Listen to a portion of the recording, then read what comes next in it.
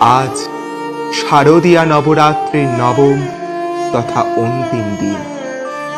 এই মহানবমী তিথিতে পূজিতা হবেন নবম দুর্গা সিদ্ধিদাত্রী। সাধকগণের অভীষ্ট সিদ্ধি প্রদান করেন বলে এই দেবীর নাম সিদ্ধিদাত্রী। সিদ্ধি মূলত ৮ প্রকারের হয়ে থাকে। এই অষ্টসিদ্ধি হল অনিমা, পরমাণু সদৃশ সূক্ষ্ম দেহ ধারণ করতে পারার ক্ষমতা; মহিমা, পর্বত প্রমাণ বিশাল দেহ ধারণ করতে পারার ক্ষমতা; লঘিমা, ইচ্ছানুরূপ দেহের ভার হ্রাস করার ক্ষমতা; গরিমা, ইচ্ছানুরূপ দেহের ভার বৃদ্ধি করার ক্ষমতা; প্রাপ্তি, ঈপ্সিত বস্তু তৎক্ষণাৎ লাভ করতে পারার ক্ষমতা; প্রাকাম্য, সর্বত্র গমন করতে পারার ক্ষমতা; ঈশিত্ব, প্রকৃতিকে নিজের ইচ্ছা অনুযায়ী নিয়ন্ত্রণ করতে পারার ক্ষমতা; বশিত্ব, সকল জীবের মনকে বশীভূত করতে পারার ক্ষমতা। মতান্তরে সিদ্ধি সংখ্যা ৮৮।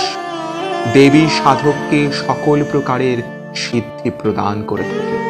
কথিত আছে, এই দেবীর আরাধনা করেই দেবাদিদেব মহাদেব সর্বসিদ্ধি লাভ করে অর্ধনারীশ্বর রূপ ধারণে সক্ষম হয়েছিলেন।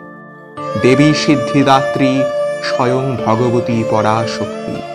তিনি সহস্রার চক্রে সহস্রদল কমল পরি উপবিষ্টা। মতান্তরে তিনি সিংহারূঢ়া। এই দেবী চতুর্ভুজা। চতুর্হস্তে ধারণ করে আছেন চক্র, শঙ্খ, গদা ও পদ্ম। তিনি দেব, দানব, মানব, যক্ষ, গন্ধর্ব, মুনিগণ দ্বারা সেবিতা। তিনি মোক্ষ প্রদান করে সাধকদের নির্বাণ সুখ প্রদান করেন।